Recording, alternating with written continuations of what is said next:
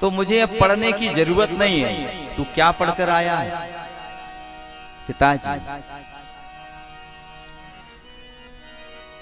आप समझेंगे या नहीं?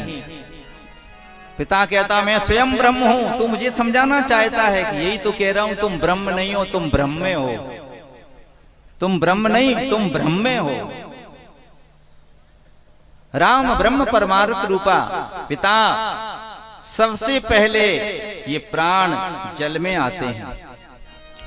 जल खेत में गिरता है, खेत में उस जल से अनाज पैदा होता है। उस धान्य में ये प्राण आ जाते हैं। वो अनाज घर में आता है, उसे पीसकर भोजन बनाया जाता है।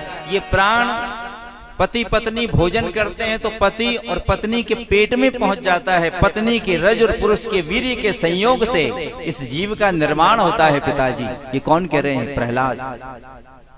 गोद में बैठा प्रहलाद कह रहा है। 7वें दिन फेना उठता है। 1 महीने में आंवले का आकार बन जाता है मां के गर्भ में।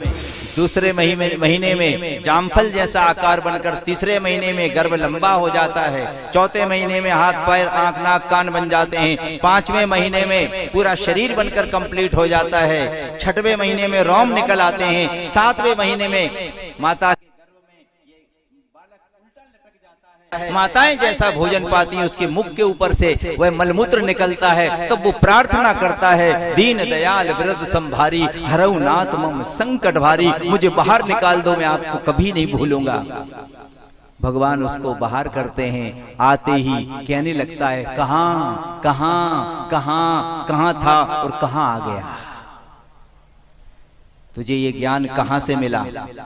हिरण्यकश्यपु ने कहा, पिताजी जब तुम तपस्या करने गए थे, तुम्हारे भाई हिरण्याक्ष का बदला लेने जब तुम वन में गए थे तपस्या करने के लिए, इंद्र ने सोचा कि इसकी तपस्या सफल हो जाएगी तो इसकी पत्नी, इसकी गोद, इसकी कोंख में, सो इसके गर्भ में तो भक्त प्रहलाद पल रहे हैं, जिनको भगवान नारायण दर्शन देने वाले हैं, और तू उसकी माँ का अपहरण कर रहा है।